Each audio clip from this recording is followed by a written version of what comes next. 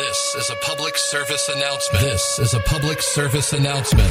What you're about to listen to may make you yell, shout, smile, and even laugh out loud. Youth baseball players, coaches, and fans join the S.L.I.D.E podcast crew on their journey to make baseball fun again. Hear stories from players of all ages, plus tips and tricks from coaches and scouts. Now, if you're ready, give us a loud play ball.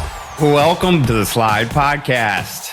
I'm Coach Aaron, and I am joined by Coach Jen. How are you doing, ma'am? Hello, I'm doing well. Thank you. How are you? I am doing great. I'm wearing my bandana tonight. Since our Funky Monkey episode, I figured I'd bring it back. So I wondered what that was all about. Thank you. I know. I went to the closet to throw a ball cap on. My daughter didn't really go for that too much, and I was like, well, you know what? I'm going to throw the bandana on, and we're just going to rock the bandana. That's what I'm used to as a ball cap. I don't think I've ever seen your forehead before. If you're Bret Michaels fans out there and Poison fans, that's what we've been saying for years, too. So I'm rolling with the Bret Michaels way. So, well, awesome. Well, we got an amazing show. We're touching South Carolina today, Texas, and California. So we have Kyson, the Kid Umpire. He's back joining us today, and he's going to tell us all the cool things he's learned over the last probably 6 months or so, I guess it's been, maybe 5. He's done some camps. He's got a chance to umpire in some games, so he's going to tell us about that. We've got Scott from BallzNStrikes. He's here to join us, tell us about BallzNStrikes, and we're going to talk about youth baseball and what it's like over in California. And lastly, Mr. Vincent Chapman, our dancing umpire from the Savannah Bananas. How are you doing, sir?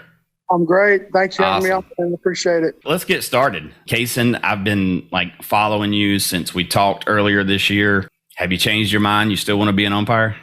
Mm-hmm. All right. Well, how's things been going? What have you learned since the last time we talked? I've learned some more plate stuff about slot and all that, more base stuff, mostly about positioning and stuff and how you want to get into that spot where you're supposed to be. So positioning yourself as the umpire, like getting the best angle and the best view of the play?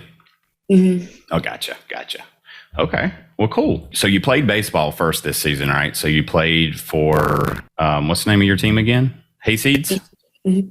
All right. How'd the season go? We played pretty good. We went around, played good places. We played in Myrtle Beach, I think. No, not Myrtle Beach. We played in the upstate a couple of times. Played here a couple of times. Played everywhere, mostly. That's awesome. There's some really nice places in Columbia to play ball. So for the people that may be new followers that didn't hear our first episode with you, tell everybody a little bit about your hopes and dreams as far as being an MLB umpire. I umpire, and I'm 10 right now. I umpire scrimmages most of the time when it comes back to baseball season. Do an umpire camp usually around November, some of that time. Umpire a good bit of scrimmages when season comes back. And I've met my favorite MLB umpire in Tampa. Oh, yeah. Who was that? S.L.I.D.E. Oh, okay. Awesome. Oh, Mr. Diaz. Good stuff. That's awesome. I started with, did you still want to be an umpire? Because I know we talked last episode about, what it's like being an umpire. And I know Vincent and Scott's going to be able to tell us a lot more about it. So here's the real thing that I did, Kyson. So I wanted you on here because Vincent, he may be able to get you dancing, because you and I talked about doing the greedy, because I know you do the greedy last time. So you're the one that taught me what that was. So I had to go look it up. But Vincent busts some moves down there in Savannah. He busts some moves down there. So oh yeah, he does. Vincent, where'd you get those dance moves? Tell Kyson how you get those dance moves. Man, I got it from my mama. Man, he can move like I've never seen a big man move. I mean, he ain't no skinny thing, and he can straight move. I'm gonna sound bad when I say this, Kyson, but he can pop it and lock it pretty good. So he probably doesn't even know what that means. Oh, I bet he does. I bet he does. Well, so Scott, you said you're a fan of Kyson's, right? So you've heard of Kyson out there in California? I have. I've heard him on you guys' show before, and then looked him up. And it's just a great young man. Love what he's doing. Love what he's dreaming about. And like I said, but just keep working. You're already on the path you want to be on. You've already got everything right in front of you. Just keep doing what you're doing. That's awesome. So what we're going to do, Kyson, is look, we've got 2 tenured umpires here on the show with us. Scott has a team of 18 umpires that work with him out in California with BallzNStrikes. So they help cover most of California and then some other states, I think, for umpires. So so one of the issues that we deal with, especially here last season, is we struggled to find umpires. So Kyson, I was trying to get you up here, buddy, and I'm going to get you up here before we're done. But Scott, what have you seen with struggling to find umpires, and has it been hard to find them out there in California? Absolutely. Like everywhere else, most of the work we do is centered right here in the South Bay or Los Angeles area. We do go out to Nevada, work out in Las Vegas for bigger tournaments, or out in Arizona. Mm-hmm. Here, and even those places, it's a struggle. I know locally, getting new guys to come out and start taking the places of some of the senior guys that are moving on or just, done it long enough that they don't want to do it anymore. Right. They're not sticking. And we're finding it's not a financial thing. The money's there. It's more of getting these younger guys to come out and knowing that they're going to be taken care of as far as dealing with coaches, parents, and some of the things, unfortunately, that do come up, during the leagues with emotions and that. But that's the main thing that we're finding. It's kind of like they have other things they want to do, and they don't, to put it brief, they don't want to deal with it. I can get it. What's it like out in Texas for you, Vincent? You find the same thing out there? Yeah. It's the TASO chapter I'm in. It's dwindled down to where this year we didn't have enough people to cover the playoffs, so we had to do neutral sites for a few teams just to have those games covered. So it's everywhere. Like he said, I mean, you have a lot of tenured umpires that are getting out, but we don't have anybody filling in for those positions. And I think it comes down to a lot of the things that go on with the coaches and the fans, where it's, we have administrators on deck, but, it's too late after you've been ridiculed and mocked the whole game, where, it's not worth it, $200, $300 isn't worth, your mental state. So if you're anything like I am, I take everything I do with pride, and I want to do the best job I can. Unfortunately, we're not perfect. So we're going to miss calls, and we're going to not be perfect. And that's unfortunate, because I know these coaches are trying hard. These players are trying hard. They want to win. And unfortunately, we can't get them all. So. Yeah. Well, even in the pros, that's the first thing that we're talking about on Monday morning or Tuesday morning is, all the bad calls that are missed. And at some point in time, we just have to realize, there's going to be bad calls. And there always have been, though. It's not a new thing. We're fallible. We are human. They just can't replay them now. Exactly. Right. Exactly. Now we've got instant replay and can see how bad the call was, but they've always been there. Nothing's changed.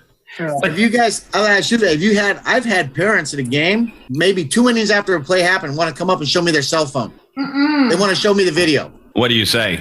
Absolutely not. I said, I got it right the first time. We got no need to watch the video. You can watch it, get home. Well, when I've had parents do that. So this past season, we had a situation that I think I was first base coach. And we had video evidence to prove it was, we missed a call. Sure. But after the inning, the parent wanted to show me the video, and I'm like, look, you can show it to me, but what do you want me to do with it? Because we've moved on past it. We're in the next inning now. Nothing's going to change. We can't go retroactive. I'm not going to hold it against the umpire, because I'm going to assume he had the best intentions in the world. Some of them may come just to make me mad, I think, sometimes, but generally speaking, I don't think so. Yeah, right, Vince? Down here, they stream some of these games. You can actually, some of the fields have the streaming. Oh, yeah, we do too. So, then we'll get, 2 days later, they'll want to email you. And I'm like, really? But 48 hours later, and it was a bang, bang play. It's kind of got to be something better else you can do, right? But like you said, it's already done. It's passed. Why are we still bringing that up? Yeah. That's the difference. A bang, bang play. Look, man, those things happen so quickly. You have, you think about it, you slow it down and it's still close. Just think about it when it's full speed. Right. Now, a rule, I would like to say we need to do better as far as umpires on getting the rules right. Yeah. Agreed. That's something we can work on. But as far as judgment, that's what makes baseball great, is because it's judgment. Yeah. And even about the rules, there's a right way and a wrong way to have that conversation with the umpire. Exactly. Absolutely. And you know, like I've been a part of a game before where the rules wasn't, you know, like an umpire missed something and I'm like, what? But then in between innings, I may walk up and put my glove or my hat over my mouth. And I'm like, hey, dude, I think you just missed this. Like, let me just tell you so this don't happen again. And, you know, I try to keep it low key and no attention because kids don't need to see that. That's the thing that worries me the most is kids seeing adults question authority and, you know, showing them that, you know, it's okay to push back sometimes. And in this case, at the end of the day, Scott, what's the oldest kid that your team is umpiring?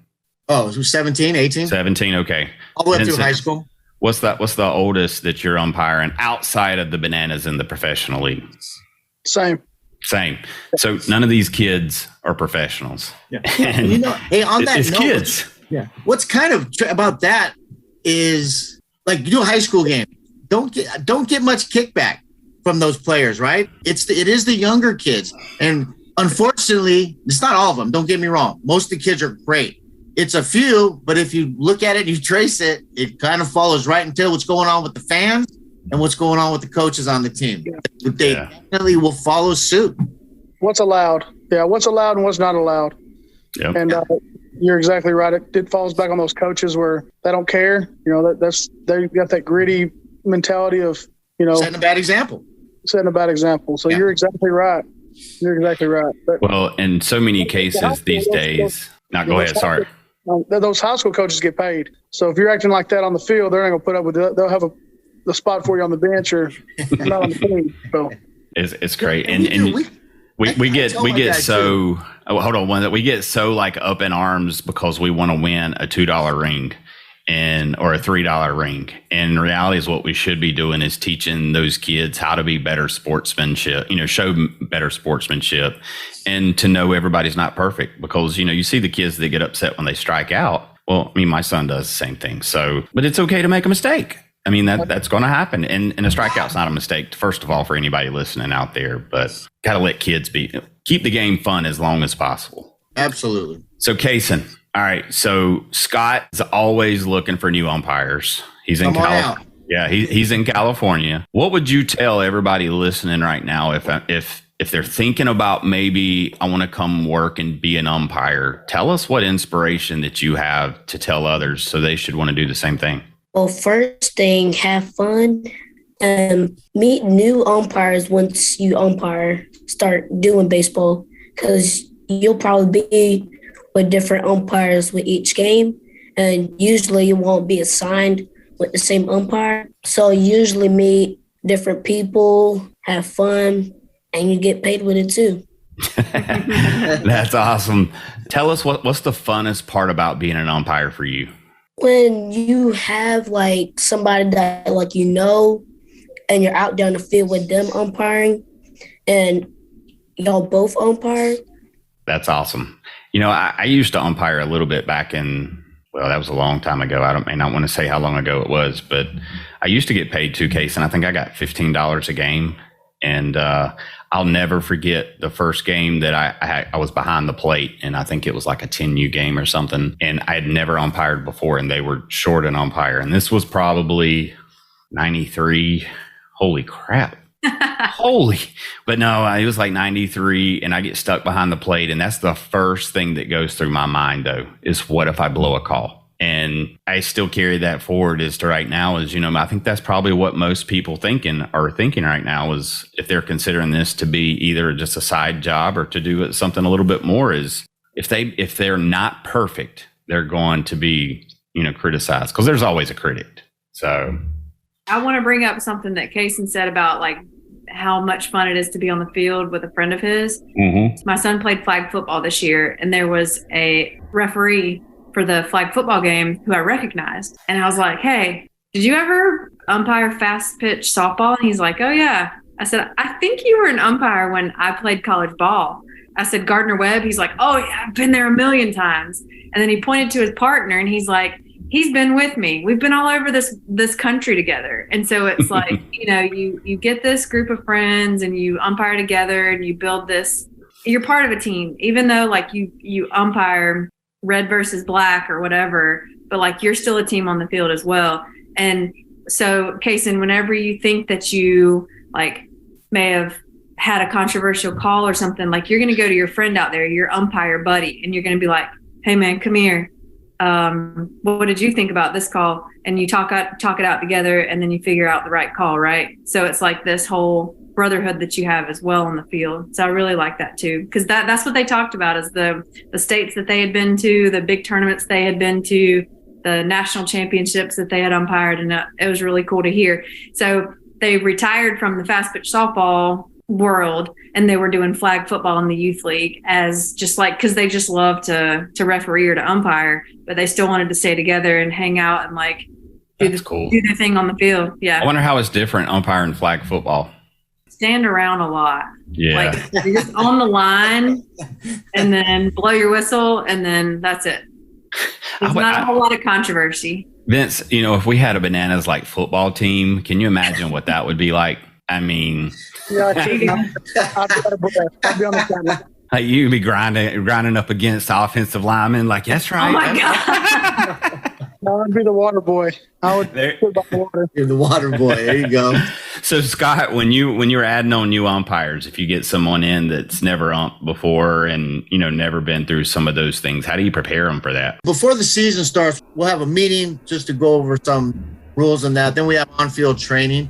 But my guys that are brand new, they always start at the lowest level, which out here would be the 7-8-year-olds. Mm-hmm. They never go to a game until they work with me. So I'll be out there with them the first game, the second game. They might just be on the bases. Then we'll get them behind the dish. And me or another one of my veterans will be with them for at least one game, and basically until they say, hey, I'm comfortable. And once they're 100% comfortable being out there on the field by themselves, knowing that I'm not on bases or one of the other guys isn't, then we turn them loose. When I say turn them loose, that means they might be out there. I'll still be lingering around, making sure everything's okay, and just making sure they're comfortable. But that's how we bring them along really slow and to their own pace, especially the guys that are brand new, because we talked about here, you want them to be ready. And if not, then maybe that's when we start losing guys. They have to go out there. They're not prepared, or maybe they're prepared and they're just nervous and anxious, and that stops them from keeping it going. So we just want to make sure they're 100% comfortable before they go on their own. With the younger guys I brought along the last couple of years, that's worked. Well, I think about it now as you're talking, it sounds like, because you hear, players, professional and in different levels, the game's fast when you first start. And, I could almost see that being the case for a new umpire. Like, the game's too fast, and that's because they're trying to figure everything out. And then once, players, they learn, they practice, they learn the playbook or whatever the case may be, then the game starts to slow down. And I could almost see that like being the same case for an umpire versus when I got the nerves away and then everything is just right here in front of me and I'm present in the moment. So I could see that definitely happen. Plus, too, like Jim was saying, like having communication with your partner umpire, I think that's the biggest mistake we see a lot of times is, the home plate ump wants to make the call instantaneous instead of, hold on 1 second. Let me go out here and talk, see if there was another perspective before I make a completely wrong call. Like, be humble enough to walk out and then make a decision together. I think there's nothing worse you can do than if somebody asks you, hey, get some help, coach, or that, and you turn to them and say, I saw it, I don't need it. That is just the worst thing. Even if you are 150% correct, hey, can you get help? Sure. Walk out, talk to your partner. Yeah. All you're doing is letting them know, hey, all right, I care about you.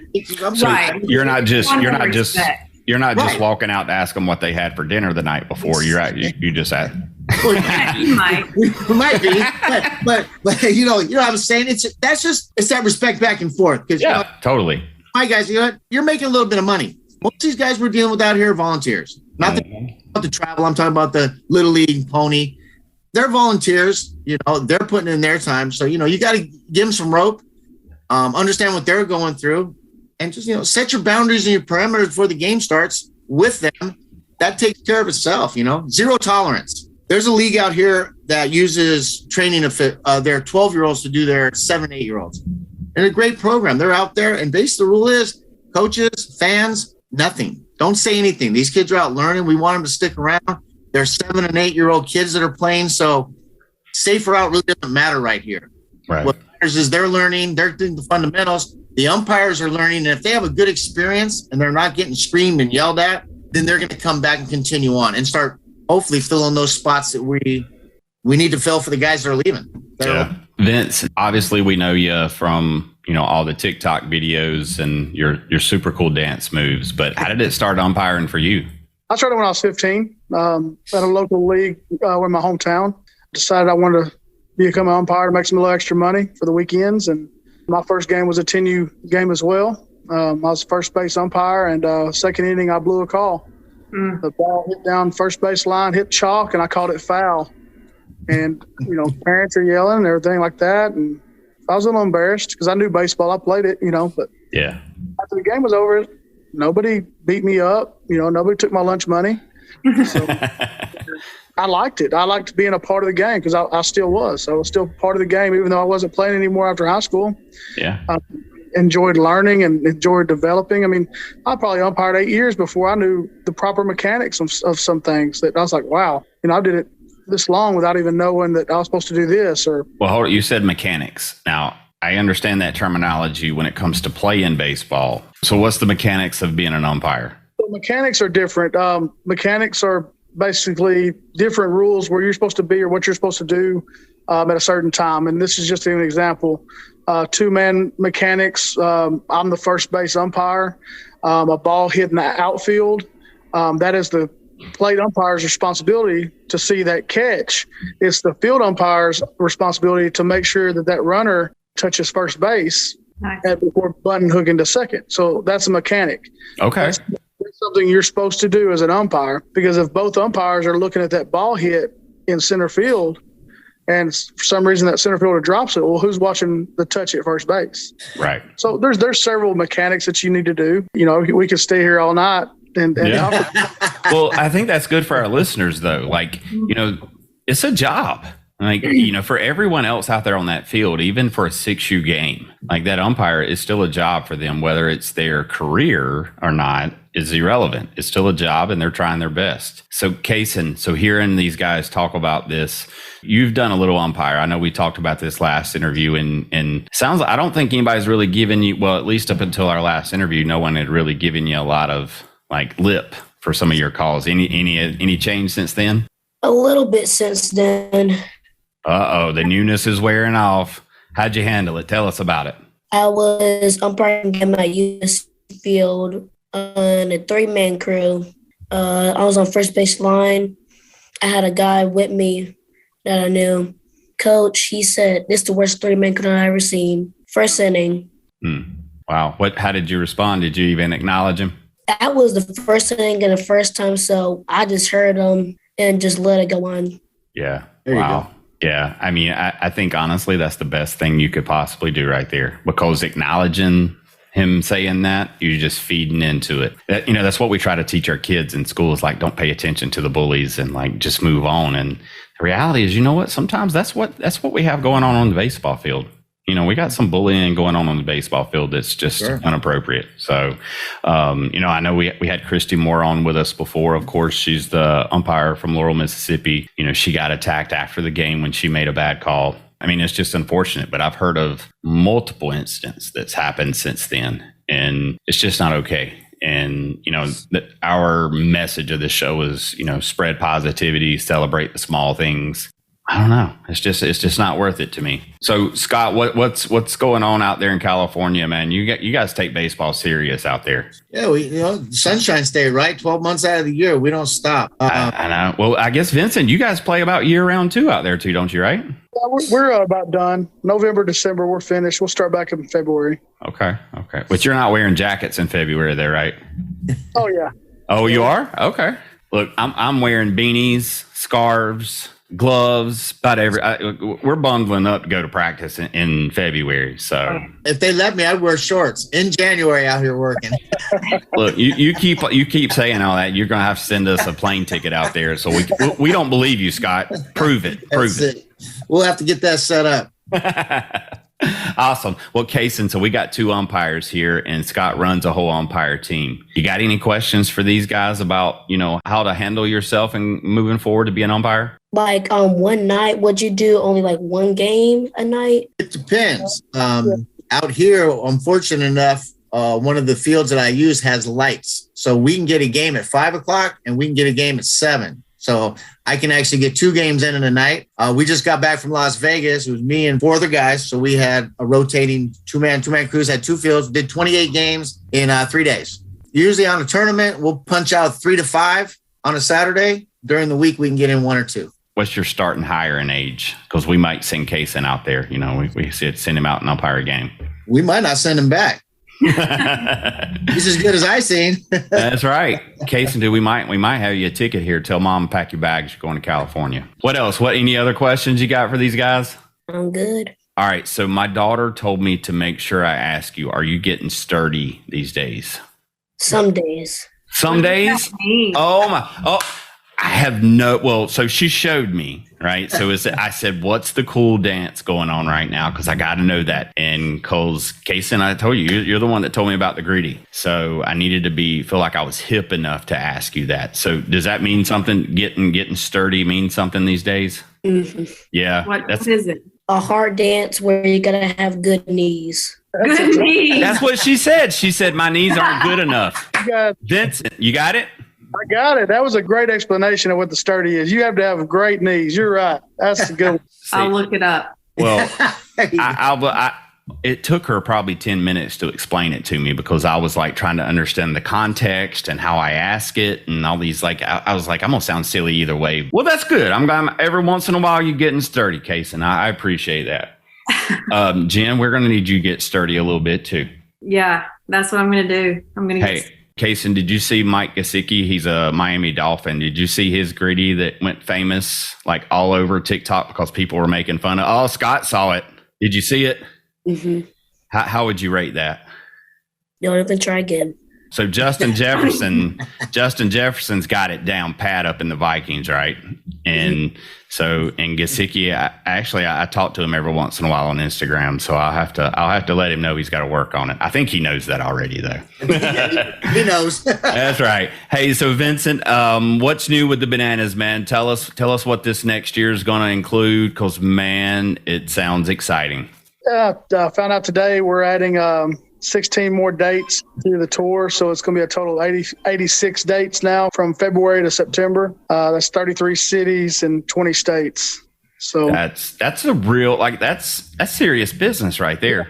Yeah, jam-packed, man. So I'm happy we got 3 days in Texas. So that's pretty exciting for all my Texas people out there. We're going Sugar Land on March 16th, 17th, and 18th. So they had just added a Thursday game and a Saturday game to the schedule. Awesome. Well, hey, Kyson, I'd say I think you should send a couple of videos to Jesse Cole, the owner of the Savannah Bananas, and see if you can come out because they're playing in Kannapolis and Durham, North Carolina, 2 dates each one. So, man, I think it'd be cool if we got you out there and you guys could, have your own routine dances umpires. How about that? Ooh, we could get sturdy.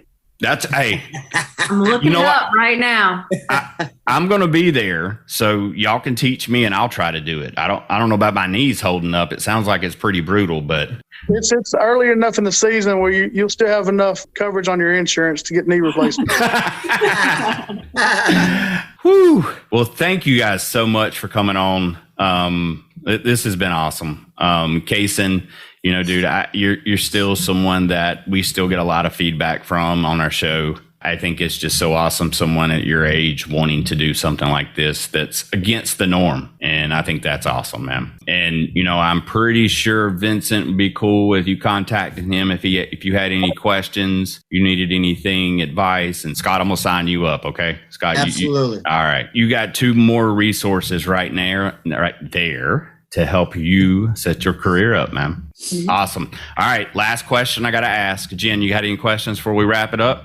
Wrap it up. All right, Vince, I know we've asked you before. Kyson, I know we've asked you before. Scott, you're new to this one. This is a big one we ask everyone. If you were walking up to bat today, what would your walkout song be? And Scott, since you're new, we're going to let you go first. Man, I'm trying to think of some of these great walk-up songs they got going now. I've learned so much more about music doing this show than I thought I knew before. It would probably be old cleaned up rap song from my high school days by NWA. the correct versions. Okay. NWA. That's what I'm talking about right there. Mm-hmm. So which one I got to ask? Without getting in trouble. So you're cruising down the street and you're 6'4"? There you go. There we go. Hey, that's a good one to stroll up to right there. Hey, Kyson, I don't know if you've heard that one yet before, but one of these days you're going to hear that song and you're going to know what we're talking about, right? So make sure you get the right version until you're a little older. That's right. But just remember, cruising down the street in my 6'4". All right. I can't say the next line, but you'll know what I'm talking about. Vincent, we're going to go to you next, man. What's your walkout song today going to be? Awesome. Montel Jordan, This Is How We Do It. This is how we do it. Look at there. Oh yeah, I can see it. That's perfect. Like I can see the body move. I can see everything. So Vincent's got to have about 8 or 9 walk-up songs. Yeah, one per inning. Yeah, there you go. There you one go. per out. One per out. One per out. You see, he needs a celebration every time he punches somebody out. I mean, I've seen him, break into a split before, but Kyson, have you cut any splits out on the field yet? Not yet. Not yet. All right. So what's your walkout song going to be today, bud? Probably some rap music. Okay. Who we got? Who we going to play? It depends who I'm feeling. Okay.